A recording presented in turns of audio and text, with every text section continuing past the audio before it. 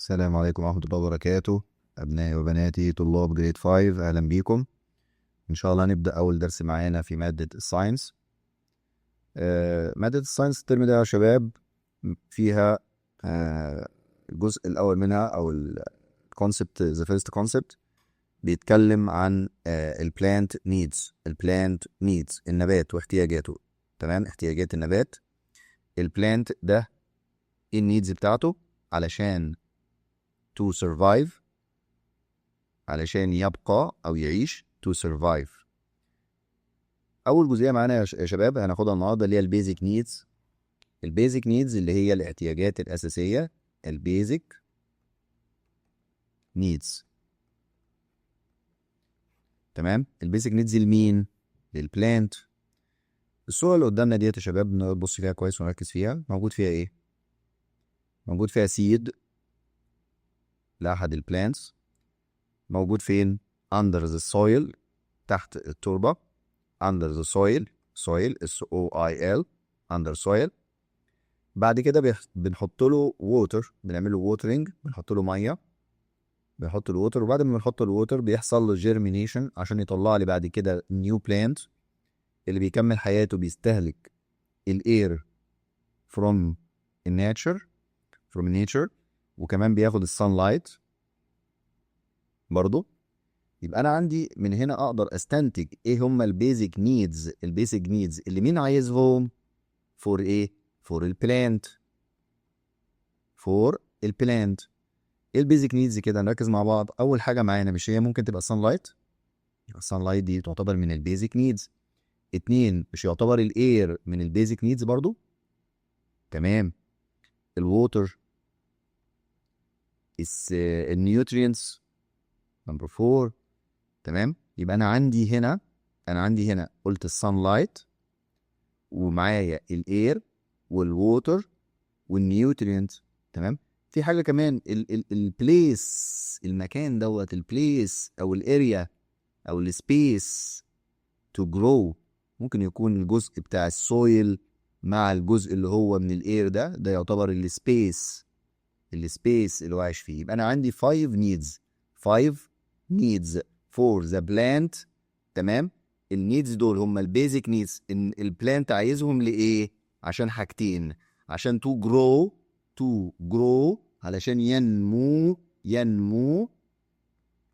to grow and survive عشان ينمو ويبقى، يكبر ويكمل حياته. يبقى انا من الجزئيه دي او من الصفحه دي مش عايز اعرف منها غير حاجه اللي هي كلمه basic needs ديت عباره عن ايه؟ and some materials بيحتاجهم الليفنج اورجانيزمز، الكائن الحي، الليفنج اورجانيزم to survive علشان يحصل له ايه؟ survive عشان يبقى ويكمل حياته. دول بنسميهم البيزك نيدز. لو احنا بنتكلم هنا عن النبات، احنا هنطلع من هنا يا شباب ان هو عندنا كام بيزك نيد؟ عندنا 5 بيزك نيدز. لحظة، عندنا 5 بيزك نيدز. ايه هم ال5 بيزك نيدز؟ عندنا اول حاجة معانا اللي هي السان لايت اول نيد معانا. 2 اللي هي الاير. 3 الووتر. 4 النيوترينتس. 5 السبيس اللي هو النبات عايزه عشان يكمل حياته to survive. يبقى انا عندي 5 needs. النبات او البلانت needs these needs to what? to grow and survive.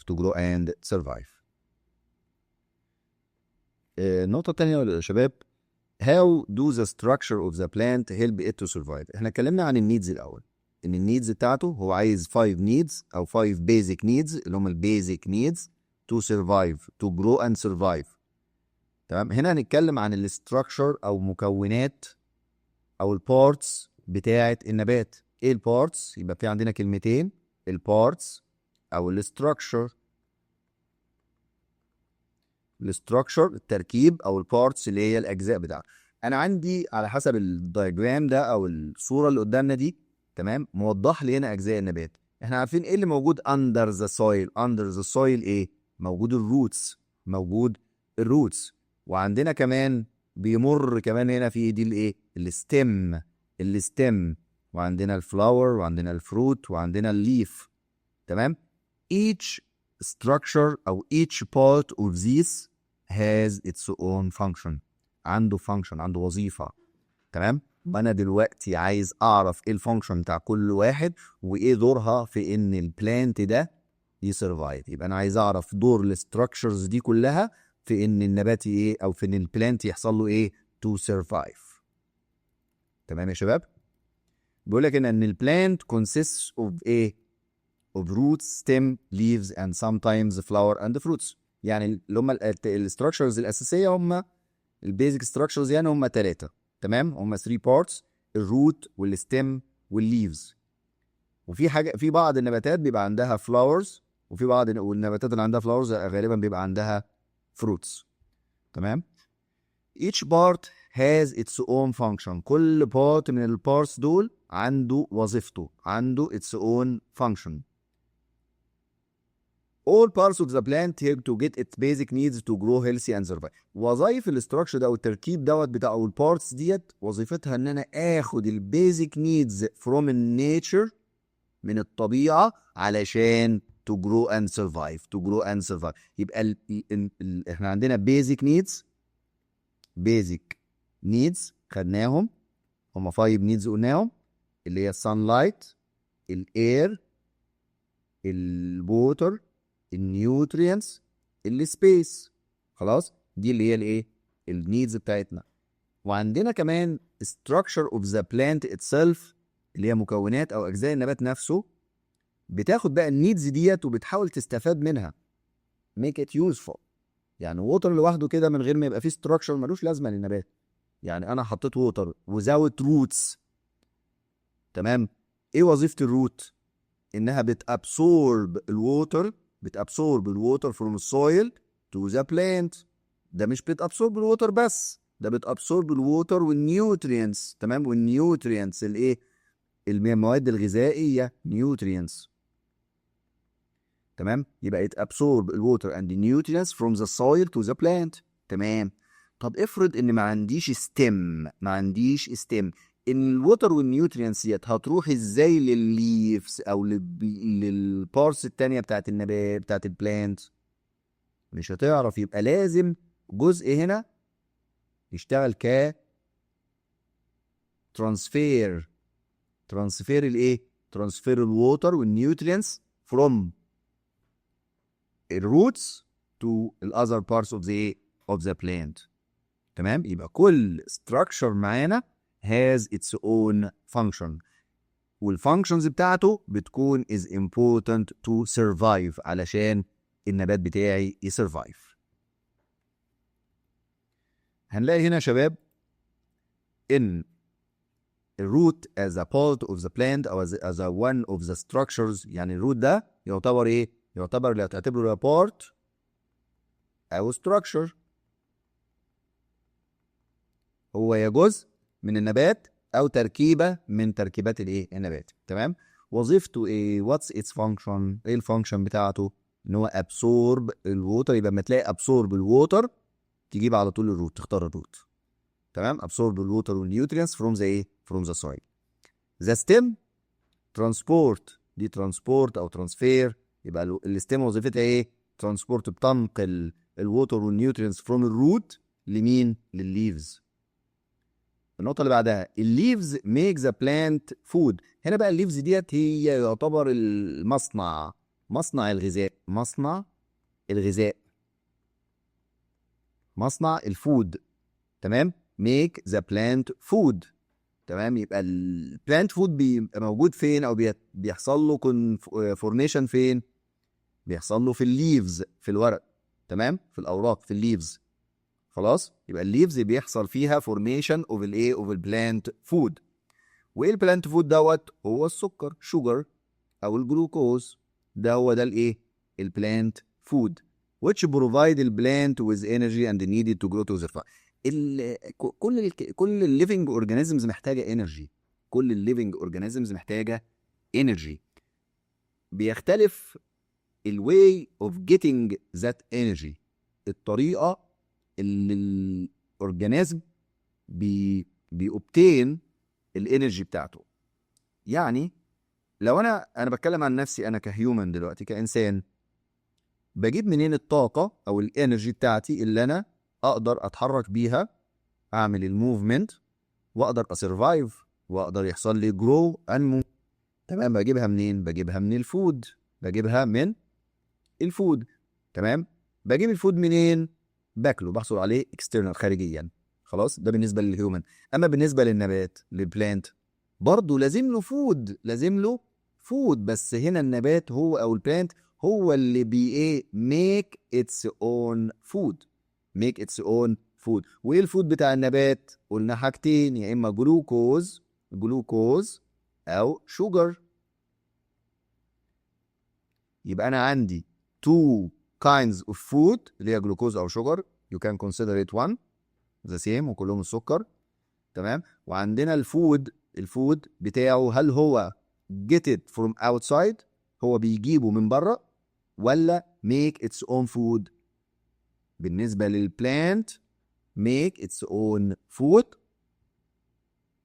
اللي هو الجلوكوز والشجر which provides the plant with the energy needed to grow and survive. okay. بقولك في activity number 2 يا شباب، هنلاقي ان هنا عمل زي comparison كده between الهيومنز اللي هو مين؟ الانسان اللي هم احنا. تمام. والبلانت. لسه قايلك من شويه ان انا عندي كهيومن بادي نيد ايه؟ محتاج فود، محتاج ووتر، محتاج فود ومحتاج ووتر. عايزهم اعمل بيهم ايه؟ ان انا to grow healthy and survive، to grow healthy and survive، to grow healthy and survive عشان انمو او نكبر بشكل صحي، نبقى اصحاء. وتو سرفايف عشان نقدر نعيش ونواجه ما نفناش. تمام. يبقى انا محتاج فود ووتر علشان اجرو هيلثي وسرفايف. ده بالنسبه للهيومن. بيحصل عليهم ازاي؟ دي بقى اللي بيختلف. احنا بنحصل عليهم خارجيا، بناكل من بره. اما البلانت يوز الناتشورال ريسورسز، الموارد الطبيعيه، الناتشورال ريسورسز، الموارد الطبيعيه. ايه الموارد الطبيعيه دي يا شباب؟ تمام. الهواء، الميه، السويل، الحاجات اللي موجوده في الطبيعه. تمام. ربنا سبحانه وتعالى اداها لنا. تمام. علشان ايه؟ احنا نستفاد منها والنبات يستفاد منها والحيوانات تستفاد منها. تمام. such as sunlight، زي السانلايت اللي هو ايه؟ ضوء الشمس، والووتر and الاير والهواء اللي حوالينا ده. تمام. to make their own food عشان تعمل غذائها، اللي هو مين غذائها دوت؟ لسه قايلين من شويه to make their own food. ايه الفود بتاعها؟ الجلوكوز والايه او الشوجر. تمام. we plant a tree. طبعا التري او البلانت هم واحد، يعني انا بتكلم على تري، هي it's a kind of plant، صح؟ it begins to grow from seedling. هي بتبدأ من حاجة اسمها السيدلينج دي يا شباب هي الشتلة. وايه الشتلة دي يا اولاد؟ او السيدلينج ديت، السيدلينج ده النبات الصغير، شايفينه؟ انا بحط بذرة سيد، والسيد دي بتكبر شوية او بيحصل لها جيرمينيشن عشان تبقى small plant called seedling which grow up، بيبدأ يكبر الى انه يوصل لايه؟ لماتيور تري. يبقى الماتيور تري دي اللي هي الشجره الكبيره البالغه اسمها ماتيور تري. يبقى انا مريت بمرحله السيد، وبعدين السيدلينج وبعدين السيدلينج اللي هي الشتله والسيدلينج، وبعدين بعمل لها ترانسفير او ترانسفورميشن، بنقلها لمكان اخر علشان تكمل its life، تكمل حياتها وتبقى ماتيور تري. ماتيور تري. تمام يا شباب؟ لحظة نظبط الحاجات دي معلش. نيجي للجزء التاني. ده سؤال بسيط كده، check your understand. هنتشيك احنا understand اللي فات ده ولا لأ. بقولك circle the item that the plant needs to grow healthy. circle the items that the plant needs to grow healthy. انت هتسيركل الحاجات اللي احنا قلناها لو نفتكر الفايف نيدز. لو هو من الفايف بيزك نيدز هنسيركل عليه. لو هو اوتسايد ات خلاص يبقى مش هنسيركل عليه. خلاص. the first one is water. سيركل ولا مش سيركل؟ هنسيركل عليه. it's a good circle اهي. المون لايت احنا قلنا مون لايت ولا صن لايت يا شباب؟ لا يبقى ما ينفعش المون لايت ده اللي it is not enough، يعني هو مش enough اساسا للنبات انه يستخدمه. تمام، يبقى المون لايت لا. الاير، ايوه الاير فعلا. ساندوتش يعني يمكن انت لو عندك نبات مثلا زرع او شجره تديها ساندوتش كل يوم ينفع؟ لا مش ينفع، يبقى it's not plant needs. fire تحرق الشجره؟ لا خالص، يبقى it's not a need. sunlight yes it's one of the basic needs. تمام. عندنا juice. you have a tree مثلا in your house and you give it juice. لا it's impossible، يعني it's impossible. تمام. التي شيرت تلبس الشجره ينفع؟ ما ينفعش. يبقى انا عندي النيدز اللي معايا هنا الووتر، الاير، الايه، السان لايت، وفي اتنين كمان مش مكتوبين معانا اللي هو الايه، السبيس. السبيس عشان نفتكر مع بعض بس، السبيس وايه كمان يا شباب؟ السبيس والنيوترينس والايه، والنيوترينس. السبيس والنيوترينس.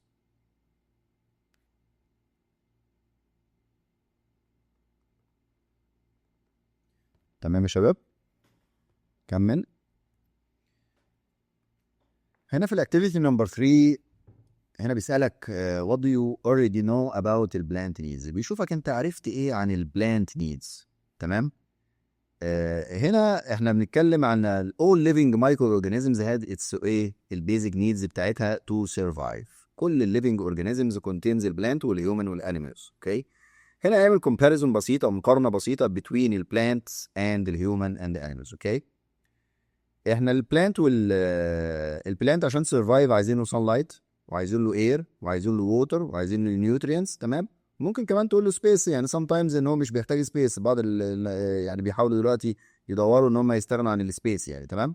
بس دي اللي هي تعتبر البيزك نيدز تو سرفايف، ممكن تضيف عليهم كمان السبيس. اما البيزك نيدز اوف هيومن اند انيمالز عايزين ايه؟ عايزين فود. عايزين فود. هنا مش مذكوره هنا كلمه فود خالص. ووتر زيه هناك، الاير، تمام، والشيلتر. الشيلتر طبعا ده بالنسبه للايه، للهيومنز والانيمالز، هنا كنا استبدلناه بالايه، بالسبيس. خلاص. تمام. بس خلي بالك هو انهي بارتس من الاير هو عايزه النبات؟ عايز الكربون دايوكسيد. عايز الكربون دايوكسيد to make their own food. يعني النبات بيستخدم الكربون دايوكسيد to make their own food. يعني هو عايز من الاير الكربون دايوكسيد، انما احنا عايزين ايه من الاير؟ الاكسجين. احنا عايزين الاكسجين to breathe. to breathe عشان نتنفس. تمام. يبقى انا عندي النبات عايز الاير to make their own food، بيستخدم منه كربون دايوكسيد. اما الهيومن والانيمالز بتستخدم الاير، بياخد منها الاكسجين to breathe. اوكي، to breathe او breathe. اوكي. وعندنا النيدز التانية اللي لينا كهيومن، الفود والووتر والاير والشيلتر، المأوى اللي احنا بنعيش فيه. How they get their food. هنا بقى الاختلاف بقى، ازاي هم بيجت their food، ازاي بيحصلوا على غذائهم. تمام. احنا قلنا البلانت مهم قوي ان هو make their own food. فين؟ في الليفز. وايه الاون فودز بتاعته؟ اللي هي الشجر. يبقى هو make their own food اللي هو الشجر. بيعملوا فين؟ بيعملوا في الليفز من خلال عملية اسمها photosynthesis process. photosynthesis process اللي هي عملية البناء الضوئي. الاسم شكله صعب شوية بس هو سهل ان شاء الله في نفس الوقت. photo PHOTO synthesis يعني تكوين ضوئي او بناء ضوئي. تمام. قسم الجملة وهتحفظها سهل. photosynthesis process مين اللي بيقوم بيها؟ البلانت. علشان يعمل ايه؟ يعمل their own food، عشان يعمل غذائه. ايه الاون فود بتاعه؟ اللي هو الشوجر. اما الهيومن اند الانيمالز need to eat، بيحصلوا على الفود بتاعهم منين؟ من الايتنج. تمام. to get nutrients and energy to grow and survive. اوكي. بيقول لك هنا نوت ان الووتر اند الاير are basic needs في للall living organisms. يعني قلنا ان الووتر والاير تمام يعتبروا basic needs لكل living organisms. لو جه يقول لك اختيارات ايه للall living organisms include the plant and the animals and the humans، يبقى هي الايه؟ الميه والهواء، الووتر والاير. تمام. classify the following words in the table below. الكربون دايوكسيد، الشوجر، الاكسجين، الووتر، السانلايت اند السويل. البيزك نيدز للايه؟ للفوتوسينثيز. الفوتوسينثيز دي بتحصل فين؟ في البلانت، اللي هو بيقدر يعمل من خلالها او to make their own food اللي هو الشوجر. تمام. ايه بقى البيزك نيدز للبلانت هنا في الحاله دي؟ البيزك بلانت نيد للفوتوسينثيسيس عايز الكربون دايوكسيد، الكربون دايوكسيد اول حاجه. نمره 2 هو عايز شوجر، لا ده هو اصلا مش نيد للفوتو، ده هي الفوتوسينثيسيس بتطلع لي الشوجر، يبقى ما اكتبهاش هنا. تمام، يبقى انا الشوجر مش هينفع اكتبها. الاكسجين برضه هو مش عايز اكسجين، هو عايز ووتر، يبقى انا عايز كربون دايوكسيد وعايز ووتر وعايز سان لايت وعايز ضوء شمس. يبقى انا محتاج 3 مكونات، كربون دايوكسيد، ووتر، سان لايت، علشان بروسيس اسمها الفوتوسينثيسيس. اسمها ايه؟ الفوتوسينثيسيس، اللي بطلع منها الايه؟ اللي بطلع منها الفود بتاع النبات. اللي هو مين الفود بتاع النبات؟ اللي هو الشوجر. اللي هو مين؟ الشوجر. اوكي يا شباب؟ not basic needs of the photosynthesis، خلاص هيبقى الايه؟ هيبقى الشوجر not basic need. الشوجر not بيقول اكسجين برضه is not a basic need. تمام يا شباب؟ انا مش هطول عليكم النهارده اول محاضره. ان شاء الله المره الجايه هنكمل exercises او questions على الليسون 1 نحلهم مع بعض، ونكمل بعد كده الدرس الثاني lesson 2.